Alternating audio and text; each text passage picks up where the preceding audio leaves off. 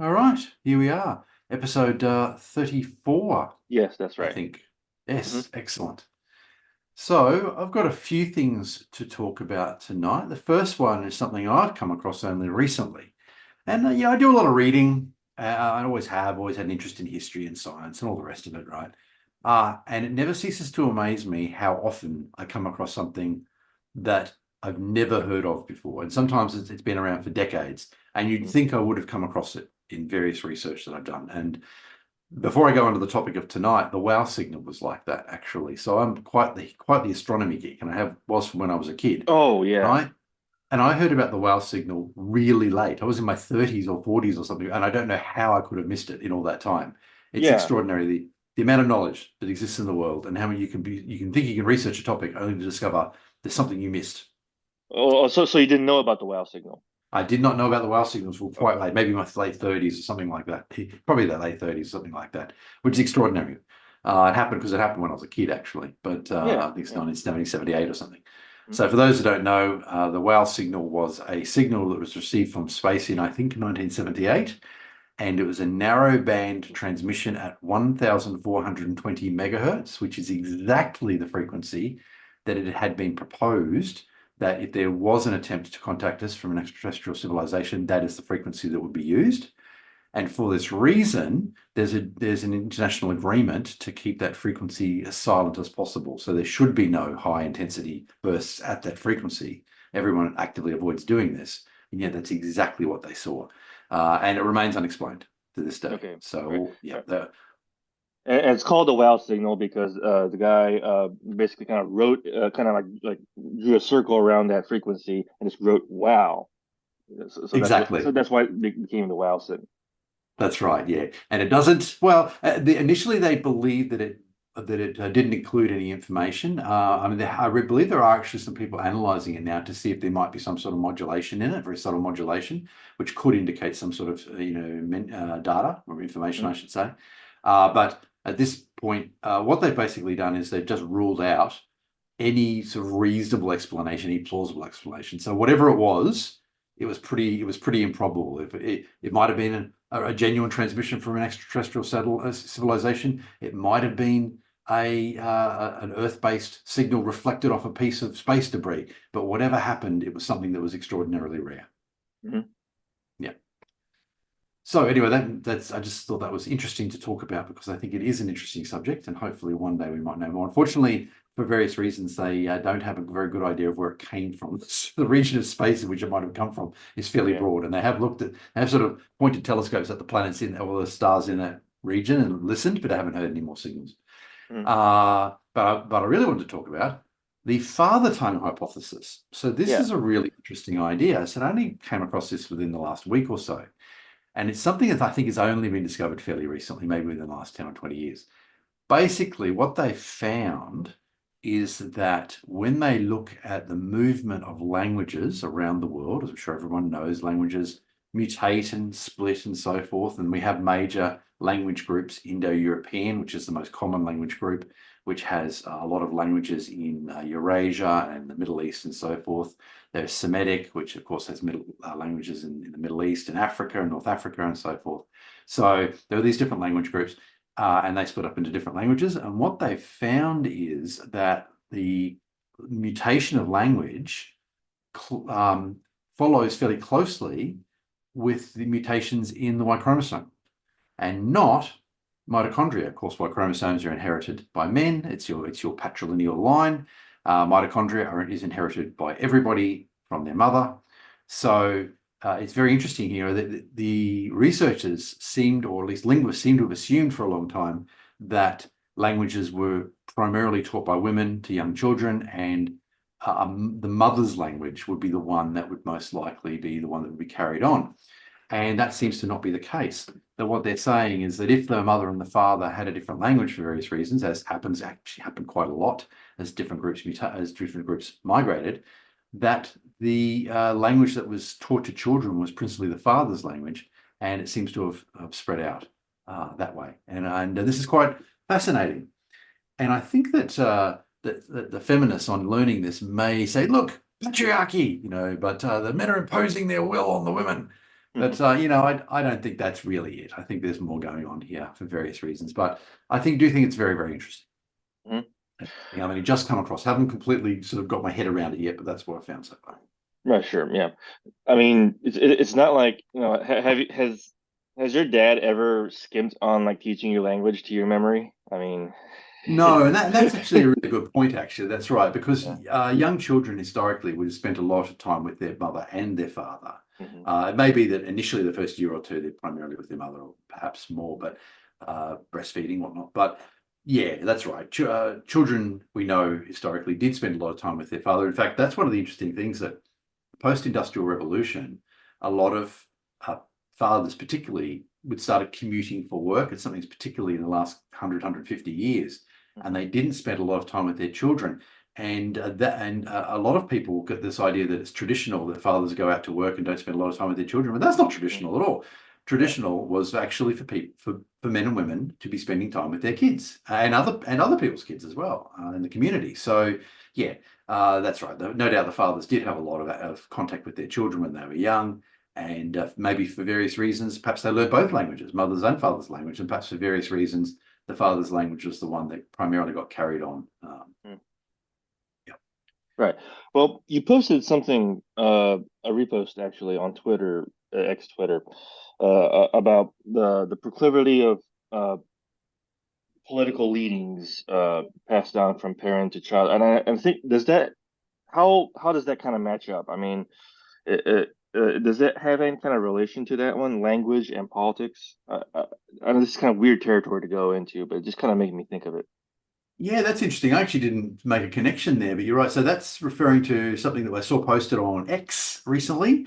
Mhm. And basically what the research is saying, and we've got it on the Wiki for Men. I don't think it's on our Voice for Men at the moment, but I can look at getting it on there. Is saying that boys primarily draw their political influence from their parents, their mother and their father. Mhm. Okay.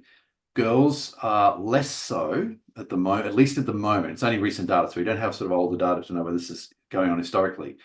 But for the moment, what they're saying is that the parents are less of an influence in girls getting their influence in politics, and that's coming from external sources. And I would suggest that social media is now a major external source. It may be that historically that was always the case, but maybe the rest of the community had roughly the same political stance, and therefore it didn't really matter. But now that people are spending so much time on social media, and women in particular, certainly tend to spend more time on certainly a number of them. And I think it's probably fair to say get more influence from external sources. That's what this study was saying. And basically, the argument is that social media is so far left that it's influencing the girls to be further left than their parents, Mhm. and that's causing a divergence between men and women in the community politically, Right. because essentially the boys are sticking with their parents and the girls aren't. The girls are leaning Right. left. Yeah. Now it's kind of interesting that you say that social media is like the big factor when it comes to girls kind of having these sort of things, but it's also social media is really geared towards the proverbial woman's vote, basically. Mhm. Like in a gynocentric society, it's kind of like a Mhm. feedback loop almost. Like gynocentric Mhm. society Yeah. influences the women take it in and makes influences. So kind of it's this thing that keeps going. So I wonder if that makes it that the more conservative you are, it is because it is taught by more internal, dare I say, esoteric sources, I suppose. Like, Mhm. yeah, It could and be. yeah, More of a focus on education, perhaps too. And I say that who's not someone I don't consider myself to be conservative, yeah, or in me some either. ways I'm anti-conservative actually. But it may be that in certain instances, I mean, you do see within, say, conservative or religious groups, you'll have people studying various sources, including various ancient Yeah, sources and so forth. And perhaps, yeah. perhaps there's more of a influence of those sort of more conservative ancient sources, perhaps. Hmm. Right. Yeah. But yeah, I made the connection between, or I tried to make the connection between the language and the politics because, there's how to say something and what to say. And I wonder if there had any kind of correlation one way or the other. So it was just interesting to kind of bring up, I think. I see what you mean. Yeah, it is interesting, and it's something that both these are both things that have come up relatively recently. By the way, one thing that was a bit interesting, and a few of us have commented on it. When you look at the data that was provided, there's a significant divide between men and women. But Australia is being reported as atypical, where the men and women are actually fairly close to one another. And as someone who spent most of my life here, I was a bit surprised by that result. I suspect that there is a divide. Maybe the data for some reason wasn't picking it up effectively. Either that or things really are much worse elsewhere, which would be quite scary. So, I mean, here in Australia, we've got one city, Melbourne, which is, I joke, it fights with Toronto to be the woke capital of the world. Mhm. But we have other parts of the country which I'd say a lot of people on the ground, the silent majority, see through it, but they're not being active enough to stop legislation passing and so forth at the moment. I suspect they will get there. Um, with one exception, we had something called The Voice. I think I mentioned it. It was uh, a referendum in Australia which would have Mhm. changed the law essentially to give Aboriginal Australians special access to Parliament. It was one of the problems was it was a bit undefined as to what it would actually Yeah. mean. It was resoundingly defeated, and Hmm. this seems to have come as a surprise to the government who initiated it. So, because Australians had to vote, all Australians had to vote on that, and yeah, it was even defeated. I thought one state would actually support it, the state where Melbourne is, Victoria, and even they didn't support it. So, well, that was the closest. But Hmm. yeah, so I think maybe the boots on the ground, as it were, the silent majority perhaps do see through it a lot here, but we need them to be a little less silent. Hmm. That makes Yeah, sense. but every other country there was a significant difference though, which I found was interesting. Hmm. So that's really all I've got on the father tongue hypothesis until I've had sort of more of a chance to digest it and understand the implications of it. But I think it's an interesting idea. I do think about something like, say, the Saxons arriving in the UK, what it means in England, what that means, or the Romans arriving later on. So I'll have later on. Have a look at that in terms of Sure. that hypothesis. Yeah. Mhm. Next thing I wanted to talk about, and jump in any time if you've got any Okay. topics you want to. Yep. Star Trek, Okay, that's kind of a yes, big blanket statement right there. What are we talking isn't about? it? The myriad Right, real Star Trek or the fake Star Trek that came after that? right. So, in fact, recently I've noticed people are calling it New Star Trek, Yeah, or new which Trek. is Yeah. New Trek. Thank you, New Trek. Yeah, which is of course is the fake Star Trek. Yeah, or the disappointing Star Trek. Mhm. I guess I've given away my position. So, I was a big Trekkie when I was a kid. When I was a kid, the only Trek was the classic one, and I watched all that over and over and over, and watched Next Generation when it came out, and so forth. I think 87 was it. So anyway, it was a big Trek as a fan. Even didn't mind Enterprise. In fact, I warmed to it. First time I watched it, I No, didn't like it that much, but I actually warmed to it when I rewatched it yeah. later. So Enterprise was the last great Star Trek, obviously. yeah, exactly. And after that, things really went off the rails. Mhm. Now, what's really interesting is I think that just recently, actually, and I'll tell you what you think about this, Bernard, but I feel like just recently, in the last year, or even less, I've been seeing a lot of commentators coming out and saying how bad New Trek is. And Mhm. really, and maybe because Discovery got cancelled recently, I think actually. So Star Oh, Trek good. Discovery, yeah. So Star Trek Discovery was could be said to be very woke, shall we say? Oh, yeah. And it went 4 seasons, I believe, and yeah, they just announced just I think only a few months ago that it wasn't going to be renewed. So maybe that's what's prompted it, the cancellation of Discovery. And you also hear people calling it Disco now online, by the way. Unfortunately, I don't like that much, but anyway. Yeah. So Discovery, I didn't get through a whole episode. So I guess the amount I can personally talk about Discovery is limited, but I tried to watch it. I didn't make it through the first episode. I Right. found it to be tedious. I actually didn't get as far as finding it woke because I didn't see enough of it, right? I actually just found the storyline tedious. And a lot of commentators are saying that too. So later on, when the third series came out, they had a story arc in the third series, which I thought, well, that sounds interesting. I'll give Discovery a go again. Let's see if I can cope with the woke. I made it 5 minutes through the first episode of the third season and stopped watching again. I Mhm. can't. I can't deal with Discovery. It's so Right. tedious. I can't imagine why anyone's watching it. Right. I mean, because here's the thing, it's supposed to take place in the Prime universe. And and now there's a distinction between Prime Universe and what's called the Kelvin timeline, which Yes. was the new movies, that's supposed to kind of that canonically rehashed the the series basically. Now here's what that means for someone who may not be privy to it. Um, the Spock from the real timeline, though I debate this because I don't think this is something that I really consider canon anyway. But kind of goes back in time and creates an alternate reality in which this reboot happens, basically. Right? Yeah. Didn't he erase the entire Prime timeline in doing it or something, which meant all the TNG and all the rest of it was basically gone because he changed the timeline? Well, no. I think the idea was that it just made a new timeline, and he just ended Okay, up fair doing it. enough. Fair So, enough. mhm. Cool. Because that would have been very disappointing if that was the case. I only saw the first of the Kelvin movies, and then didn't really like the rest. I didn't really like it, so I didn't watch the rest. So, so The first J.J. Abrams movie. I think that most people kind of thought they liked it because uh, they were starving for new Trek, I think. Yeah, and at the time, and and I'll be perfectly honest. Like, it's uh, it's a popcorn movie, basically. You don't. It's not something that you really hate. It's kind of what it is, sort of.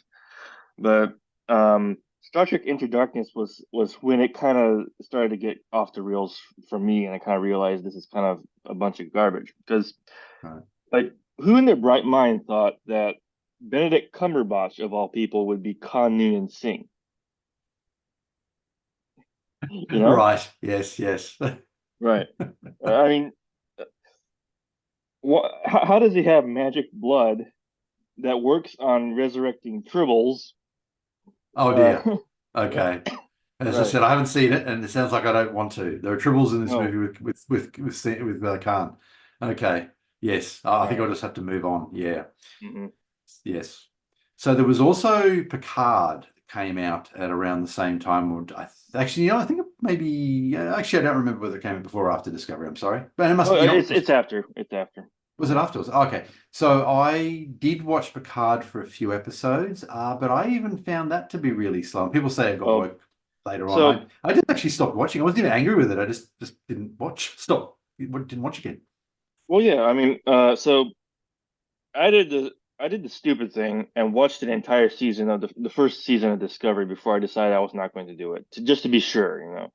But I never Oh, fair watched enough. one episode of Picard because I knew I was Right. what I was in for. Yeah. I made it 5 or 6 episodes in, and I said it wasn't like I was angry with it. It wasn't like I thought it was too woke or whatever. I just one day, I'd watched episode 5 and episode 6 came out or whatever, and I just didn't turn it on. Like I went and watched something else over my lunch. Uh, Yeah. the Well, it was the just cynical pandemic was on by then, garbage. and I Yeah. was at home like everyone else watching stuff over lunch, and I watched something else. Yeah. Right. I mean, that show was bent on killing off most characters from Trek's past and in horrible ways sometimes. So what's the point at this Yes. point? Right. Yes. I did see them kill off Icheb. That's a bit of You spoiler, I kill off guess, but Icheb. Didn't Chakotay die too? oh yeah, that was after I stopped watching. Yeah, I'd say that's Uh, okay. Yeah, yeah. uh, I mean, I believe it did get a bit woke too. Seven of Nine mm. turned out to Oh be yeah. lesbian, and Hmm. she had to be, even though she'd only ever expressed interest in men previously. But yeah, that's Right. that's fine. Yeah, it's trash. Uh exactly. So, but what really prompted me to talk about this within this episode is that just recently, maybe even the last 3 or 4 months, I feel like a whole bunch of commentators had both the Trek commentators, that I still do occasionally listen to, and others have come out and said how bad Picard is and how Mhm. bad Discovery is. Right. Yeah. So I find this really interesting. Right. I don't really watch the commentators, but I know what to say because my wife watches a lot of the Trek commentaries. She watches Red Letter Media and everything, and she likes to torture me with new Trek details. Oh All no. in good fun, but she. Yeah, yeah. I do watch old Trek still. I've been rewatching in the last couple of years quite a lot of Deep Space Nine. Fabulous for those anyone who hasn't seen it. I think Deep Space Nine is the height of Trek. I think it was absolutely fabulous. Sure. Mhm. Yeah, Well, yeah, absolutely. highly I re mean, highly like, recommend it. yeah, there are great things about each of anywhere from original series to Star Trek Enterprise, and there are bad things about each of them too. So like none of them is perfect. Is the point I'm making. That's But true. all these things had something awesome to be proud of. I thought. And to Yeah. keep you coming back. That's right. Yeah, Yeah. sure. Oh, have you watched Star Trek the animated series? I don't mean the new stuff. I don't mean Uh, Lower Decks, but the right. original. Yeah. Good question. And the answer is yes. I watched that Hmm. as a kid because that was around, of course, young Rob was clamoring for anything Star Trek. Now, the animated series actually is really interesting, actually, in Oh that it yeah, was yeah. I love it. originally canon. Yeah, and it was originally canon, okay. And then it was removed as canon, and then it's been put back in again more recently. So Yeah, there's some aspects like the desert, some of the stuff that Spock had in the desert is then reflected later on in some of the series. yeah. There was a story uh, about how Spock spent his childhood, and that was kind of re-reflected. And so this is not really a canonization of it, but kind of like reflecting the same thing in the first J.J. Abrams movie. Like, so there's Oh, some so elements okay, of it. So yeah, yeah. I'm and not. and Yeah. and and I think also Enterprise talked a little bit about it in this, not necessarily to do with Spock, but in the sense that about vast deserts on Vulcan and that sort of thing. So there were some Oh yeah, episodes yeah, there where yeah. yeah. So anyway, so yeah, I've watched only in recent years only watched a few episodes, but yes, I have watched a few episodes, and yeah, some of the storylines were actually would have been original series storylines had it continued. Well, the animated series was basically an opportunity for them to kind of try new things that they can't with the live action budget, Yeah, basically. So, and it's true have aliens that weren't humanoids, and yeah, mhm. Yep. yeah.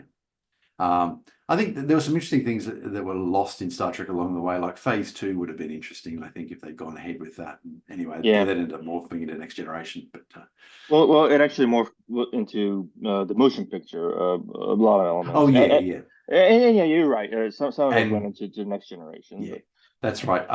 Commander Decker in the movie and Phase Two became Commander Riker in Next Generation, really, and the Deltan in the movie, who would have been in Phase Two, was morphed into a Beta Z in Next Generation. So hmm yeah, yeah, that makes I think sense. yeah. Hmm. So anyway, so bottom line for Trek is, and sounds a bit brutal. Star Trek is dead to me. It really Oh yeah, is. it is. I don't think it's I've recoverable. I've been saying that. You know, yeah. I mean, so it's something we can't just beat this horse anymore. Like it'll take like there is no format, there's no world for it to return. Basically, I mean, That's right. the entirety of the movie industry needs to be completely overhauled for this to happen. Yeah. Yeah. Some of the commentators have been saying, oh, they could release new stuff and make it better and it won't be work. But the reality is Picard and Discovery are part of the canon and that can't be removed. So at least I don't believe, they sometimes they'll remove stuff, but I don't see it that way. It's there. It's part of the canon. And yeah, that's done for me, unfortunately. But I'll watch the old stuff. But that's all I can do. Yep. Yeah. Yeah. Mhm. And you can, and that's the thing. Canon can end where it is. If they start throwing garbage at you, then just answer with your wallet at that point, basically. So. Exactly, that's right. And really, that's what I've been doing with Hollywood for about 25 years, actually. Mhm. I guess it was probably the late 90s. I decided that, and this is long, I think I might have mentioned this in the last episode, it's long before woke started or anything in Hollywood, at least in Hollywood, at least it was really bad. Mhm. I just decided that they were turning out crud and that the only way to stop them would be to starve them of money. And so I always encourage people to stop going. But for a long time, people would say, "Oh, yeah, the movies aren't very good, but I'm going anyway." I said, "Well, that's what you'll get then." But in the last year or two, it seems to have turned around quite a lot, and it seems like a lot of movies are tanking, and a lot of people are choosing not to go to the movies now. Right. Yeah. Yeah, about Mm. time. Right. Absolutely. Very happy with Now, that. right. Now, uh, I'm kind of getting to thinking about, the idea of canon that people take seriously. I mean, that's the kind of series Trek is. It's not like something like The Simpsons where anything goes and nothing really matters most of the time. It's like What show is that? Sorry, you mentioned. I didn't quite catch that. sorry, I use Simpsons as an example or Oh, something. Simpsons. Right. Yeah, Yes. Okay. right. Yeah. But Yes. because it's really timeline sensitive, and you can't really afford to have. I've heard some defenses of Trek, of the new Trek that said that maybe this is just a new take on it. Well, Star Trek can't afford to have new takes. It's meant to be consistent. It's probably one of the most Yeah. consistent things that out there in television. At least that's what it should be. Mhm. Like any deviation in that is on the realm of fan fiction. In fact, I can write better fan fiction than anybody who worked on Star Trek Discovery. Yeah. Um, yeah, yeah. Some of the less brilliant novels of the Star Trek expanded universe are better than Discovery. Um, yeah, some of the I video bet. games are better than Discovery. Yeah, and I mean some of the old games, like a lot of like I'm right now. I was cleaning out some stuff from my parents' house, and I found my old Star Trek Bridge Commander game. That is better than the Discovery. You know, Nice. and yeah, it's just times have changed. And the Trek is Yeah. dead, and let it be dead. Let it stay dead. Yeah. Yes. Yes. Anyway, I'm also a fan of SG-1 Stargate, and they've done well to not do anything woke yet, and hopefully they won't wreck that franchise as well. So maybe Yep. they'll see the writing on the wall before they get anything else done, and maybe Yep. it won't go down the same road. So I hope not anyway. Yeah, yeah. My wife knows all about Stargate, but well, I mean, she's seen everything. Uh, Yeah. yeah. I was watching the first season, and to no fault of the series, but I just lost track, so I need to start again. No, So, fair enough. yeah. Mhm. I actually think it gets better. I've been rewatching it Oh, recently, I've and heard. I actually think it gets better. Yeah, I mean, I like it from the beginning, but yeah, Mhm. I do think if you stick with it, yeah, those future seasons are even better. So Mhm. Right. Yeah. Yeah. Like some of you might know that not the details, but the fact that I am working on some kind of sci-fi fantasy fiction. But it's I'm trying to not make any of the mistakes that these new woke writers are doing. I'm paying attention to the comic world. They're all kind of hack writers. yeah, yeah, So I'm just trying to make sure I'm not anything like them. Try and make yeah. a story that could stand on its own, basically, and drawing from my own nostalgias as influences.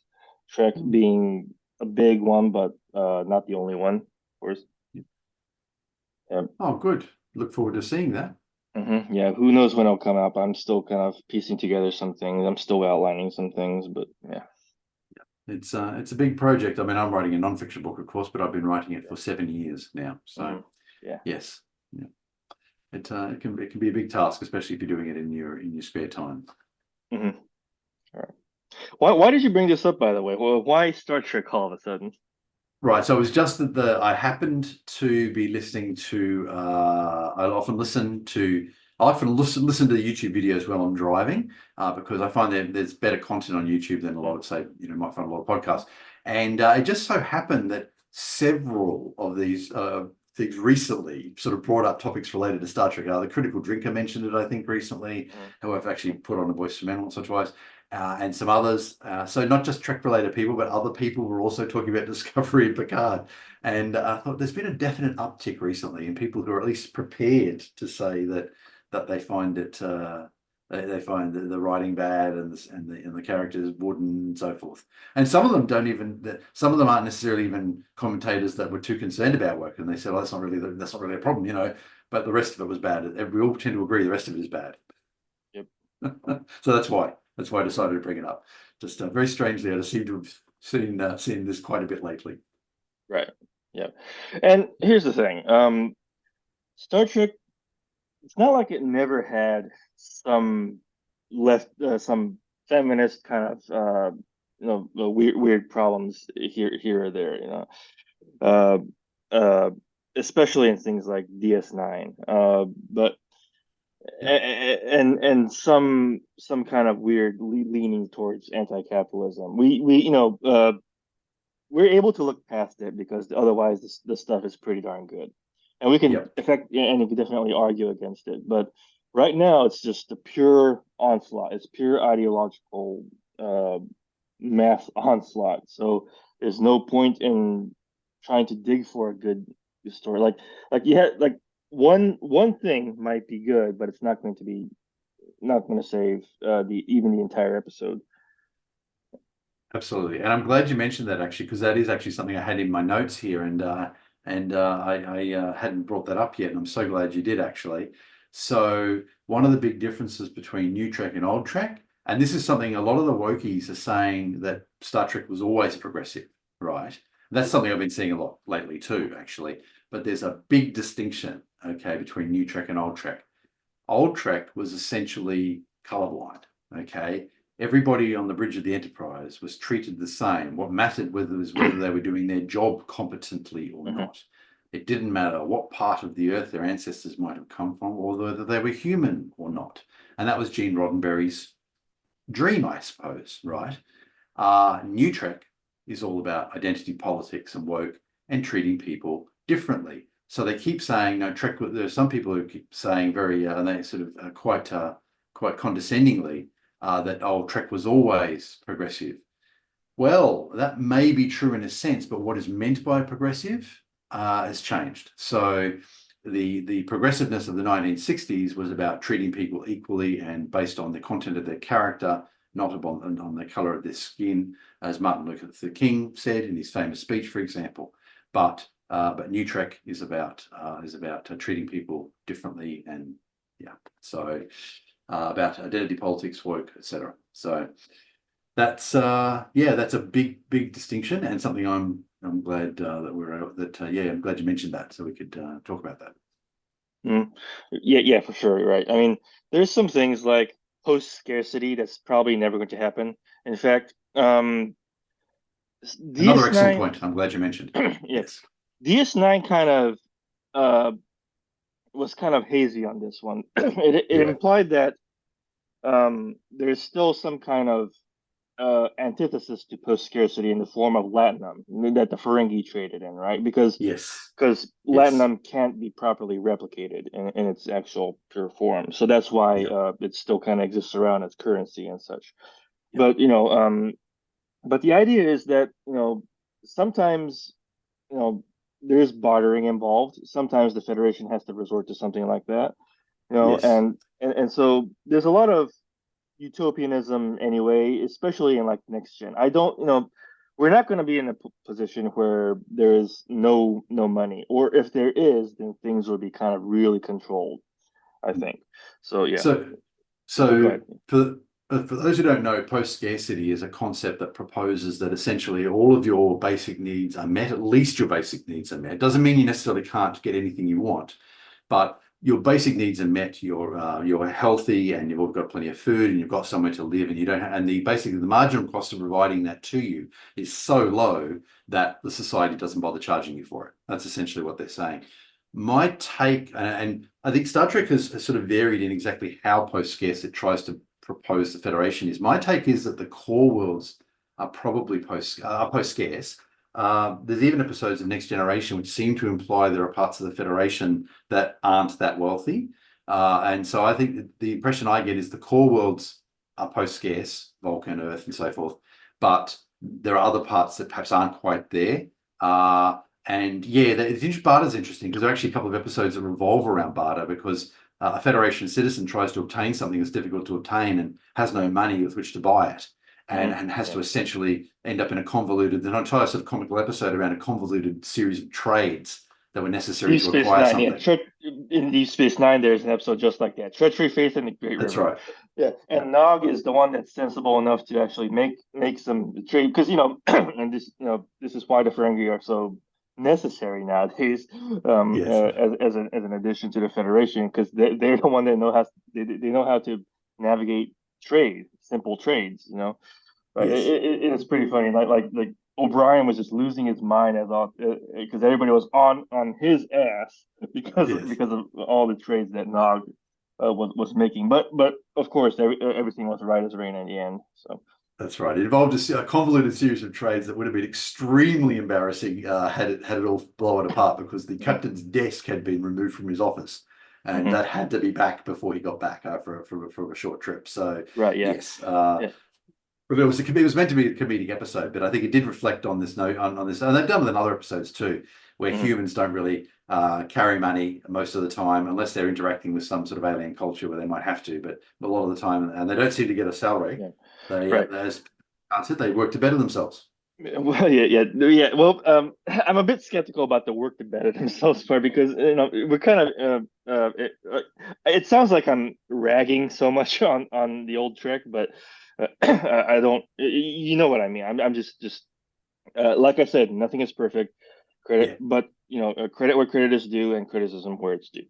But it's I've always thought that anything Next Generation and onwards was kind of smug, especially mm, Captain Picard, because he's always kind of going about we've gone past these kind of primitive desires or something like that, or not kind of recognizing that uh, some of these are necessary things, some of these are not morally wrong, actually. mm, Kind of what blanket treating the actual idea of trade as some kind of evil parasitic thing, which it's not.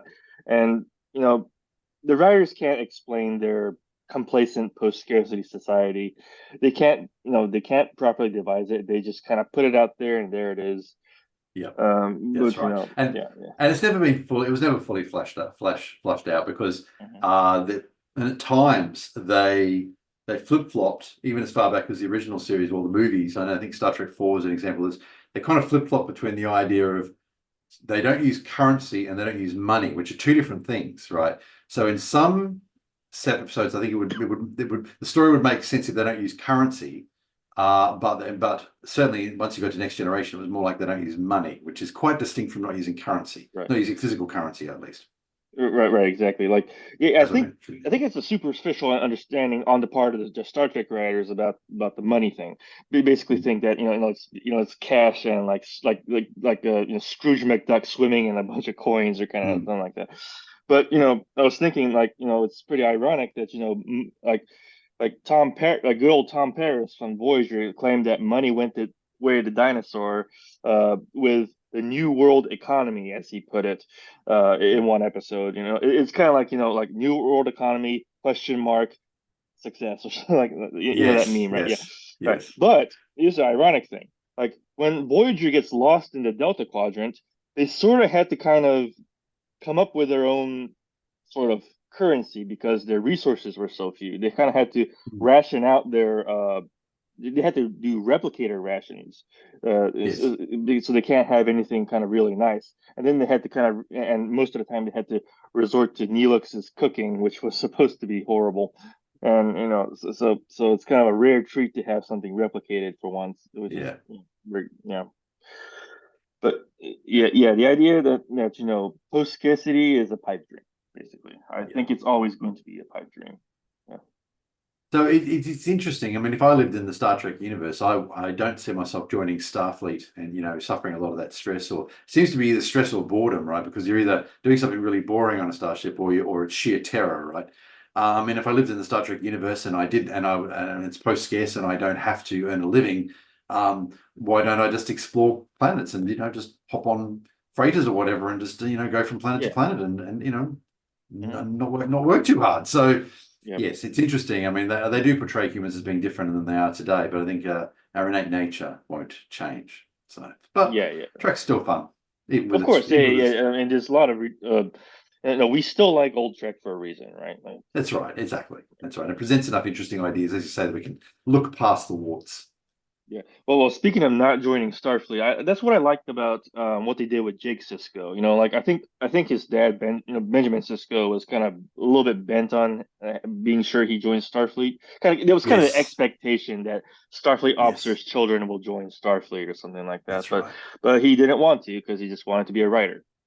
That's right. Exactly. Smartest character there was probably on the show. So don't join Starfleet. Don't join Hmm. Starfleet. Yep. You're just get assimilated by the Borg or something. So. Yeah.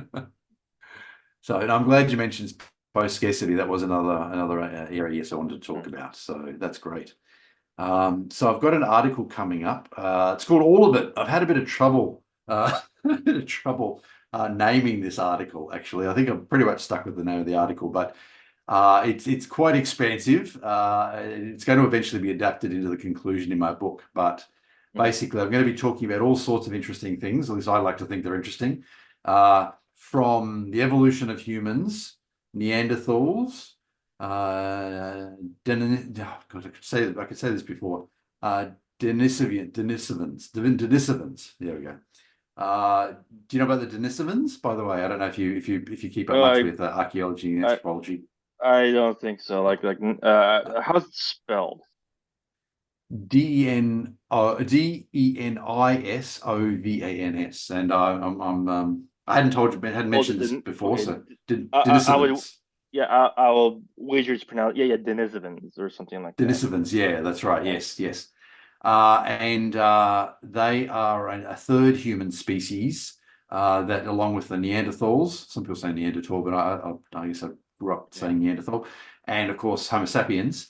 And they, humans as well as Neanderthal DNA, have Denisovan DNA. Mm. So there is a fourth human species, Homo florensis, from the island of Florensis in what is now Indonesia. As far as I know, none of their DNA has turned up in humans, but there may be that there's not enough of it, probably sequenced to find out, perhaps. But anyway, yes, I talk a little bit about them and hunter-gatherers, and talk about the ancient matriarchy, and as in it didn't exist. We've talked a little bit about this, but I'll be going through that. Some ideas about the adoption of agriculture, which I think I have talked about in a previous episode. My belief that the worst time to be alive as a human was after the adoption of agriculture, but before the Industrial Revolution. So I think before that, before agriculture, and after maybe very post-industrial revolution, like now, is probably quite nice. But the bit between, farming entering your area and you inventing machines, I think is a lot of people engaged in a lot of backbreaking work during that period. And I feel a bit sorry for the humans who happened to be born then. Right. So I think that was the worst time to be alive as a human. Yeah, and then just talking a little bit more about our dependence on industrialization in industrial society, our dependence on men who have specialized skills who are largely invisible. We know the invisible men, and how it's interesting. We see a lot of feminists sort of saying, "Oh, if all the men died, we'd have the society we want." There was a new foreign language TV show that's come out recently where that's the premise, that all the men died. And all the women ended up with this great utopian society which is post-scarce, actually, interestingly enough.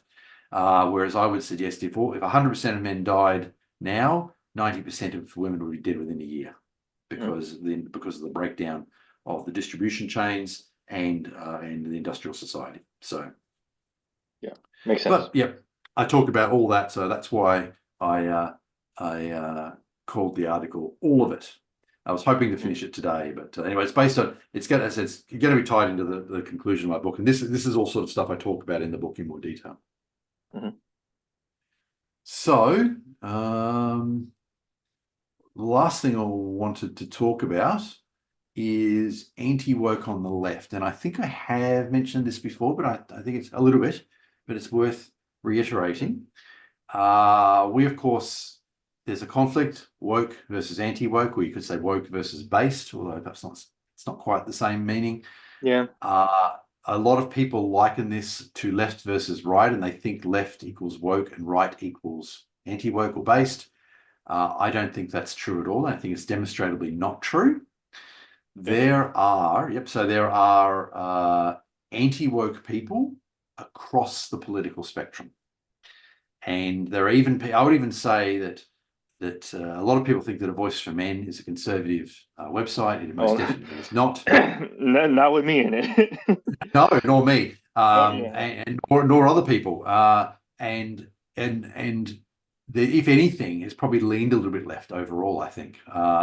Well, And or more neutral. Like I don't know yeah, if it's something you can really claim to so be left or right. Because I'm yeah, I mean having a hard center time left. defining either side anyway. So yeah. Yeah, but in terms of, I say, if you were talking in another, in say, conservatism versus liberalism, I think it's possibly leans slightly liberal. But being Maybe neutral, classically that's a fair. liberal, if that makes Yep. sense. Oh, definitely. Yeah, Definitely. yeah, Yeah. sure. There might be Yeah. some debate on whether that constitutes a left or right thing, I think. So yeah, it's kind of a bit of a murky area. Yeah. Yeah, yeah. I mean, I called myself left for a long time, and I stopped when the left went really woke, Mm. and I said, the left. I became just too disgusted with what the left became, but my position hasn't changed, and it would be fair to call me a classical liberal, for Mhm. example. So, and I think, I would have to, if I was going to say left or right, I would have to say I would slightly on the left. So, Sure. anyway, it's Mhm. interesting. People from across the political spectrum have been in a Voice for Men over the years, right? And there's been despite maybe people disagreeing on other parts of politics, there's been a real focus on men's issues and so forth Mhm. in the organisation. But what I was also going to say was that there are other examples of this where you've got something like the World Socialist website. I think I have mentioned them Mhm. before.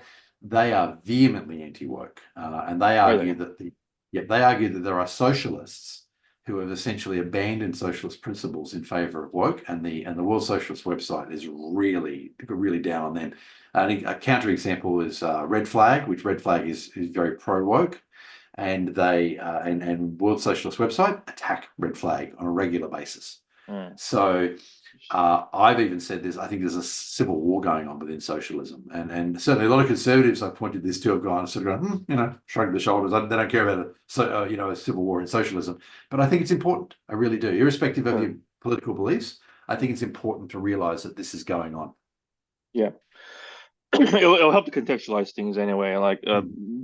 what is it about, how do these people, how do these particular socialists kind of see wokeism as having abandoning socialist principles is something, uh, I wouldn't ignore this if I can get hands on some information on it. This is kind of an Yeah, object of curiosity, frankly. But yeah, and I think because it's just yeah, generally important for anyone interested in woke to mhm, to read about this stuff and understand, even if you dislike socialism, to understand what's mhm, happening within it. right, Absolutely. yeah, Yeah. So basically, the World Socialist website will make the point that socialism is all about workers' rights and so forth, and mm, and creating the ideal state for the worker and so forth. And they're saying that, but by focusing on identity politics, organisations like Red Flag have abandoned those mm, principles. That's interesting. essentially that's essentially what they're saying. And I can certainly point you to a few articles on the World Socialist website about that I've read previously. So another aspect of this is, of course, the new group called the Women's Rights Activists. Now, they're not that new, they're TERFs.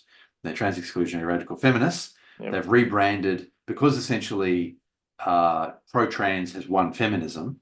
The people who would formerly have called themselves feminists but are anti-trans, the TERFs, are now rebranding as women's rights activists, as we've mentioned before. But they're still, I would suggest, on the left side, or even on a left-right paradigm, they would still consider themselves to be on the left. They're certainly not. They certainly haven't suddenly become conservatives, No. but they are very much anti-woke. But it kind of drives home my point that it's still gynocentric and it's still Yes, vehemently it gynocentric. So is. so it's not That's like right. they're the good guys. The women's rights No, absolutely activists not. are Ex- completely myopic people. Absolutely, that's right. Those are the bad guys, and those are the bad guys as well. That's right. Mhm. Yes, absolutely. Right. Yeah. That's right. Just because two groups are fighting each other doesn't make one of them the good guys or Hmm. allied with us. Absolutely not. Yep. But I do think it is. I certainly do keep an eye on what's going on in those spheres, and I think I'd encourage others to do the same. It's important to understand and see the trends that are evolving within their environment, and how that might be a problem for us down the road, or what have you, Yeah. or how it might be how we can use it to our advantage. Yeah. Sure. Yeah. More to this point, um, it's really hard for me to really say I'm on left or right because I don't even know if I can say I'm leaning towards either of them because I don't like reactionary kind of descriptions. I'm pretty sure I'm not left, but I don't want to call myself right because of that. And here's the thing, I can't at this point I can't define either side. It's Yeah. it's like Right. like since everybody things to think what they think it is. It's kind of Yeah. it's too blanket statement. It's too undefined. You know, I mean, I guess I could sometimes say I'm this or that based on what the general, for lack of a better term, zeitgeist is on that. But Mm. but it's useless to me. It's just I, it's I generally try to avoid using the terms. Unfortunately, sometimes I find it very difficult to avoid using them in a certain context. But yeah, in general, I do try to avoid using them. And I think there is an argument that we've shifted from what have been seen as a left-right paradigm to a woke anti-woke paradigm, as I'm saying. So and a lot of people I think haven't recognized that yet. Right. One thing I'm kind of keeping in mind is that I think in the public consciousness, especially among the younger people, the younger generation, I think, is that they just think that left means anti, like you're not a fascist or something like that, and that right means that you are. I think that's the general superficial idea that they have. Yeah, it's And quite superficial. Yeah, yeah. So so fascism is notoriously difficult to define. yeah, And I had a go at. I mean, I sort of mulled it over for years, actually, yeah. and I I ended mean, I up. mean, we had an Yeah, episode on this. Yeah. yeah, So let's exactly. kind That's of right. And all the best I could do was offer two definitions for the previous discussion: a narrow definition and a broad definition, basically, and argue that the actual definition of fascism is, or all possible definitions of fascism are within these two bounds. Basically, that's what I argued. And I had posted an article on the Voice for Me to that effect. Yeah. Right. So, as you say, we did an episode on that, so we don't need to cover that material again. That's all the areas I wanted to talk about, except of course for one final one that I mentioned at the end of every episode. I don't know. Do you have any other areas you wanted to chat about? No. I'm Okay. good. Go ahead. I'm going to mention Zoe McLellan. Yep. As of March 2024, a warrant is outstanding for the arrest of Zoe McLellan in relation to charges of kidnapping, child stealing, and child custody deprivation. McLellan was reportedly residing in an apartment in River Ridge, Louisiana in April 2021. That's near New Orleans. McLellan has a wealthy family in Louisiana and may still be residing in the area. Prior to disappearing, McLellan was known to have used the alias Sarah Chandler. Anyone with any relevant information should contact the Los Angeles County District Attorney's Office. Zoe McLellan, has been viewed by millions on many TV shows, including Star Trek Voyager. Her face is known to millions of people. She should be easy to find, and it is amazing that she has remained undetected for now several years. Let's see if we can change that. That's all I have. Yep. Same. All right. 2 weeks. 2 weeks. Thank you. Bye-bye.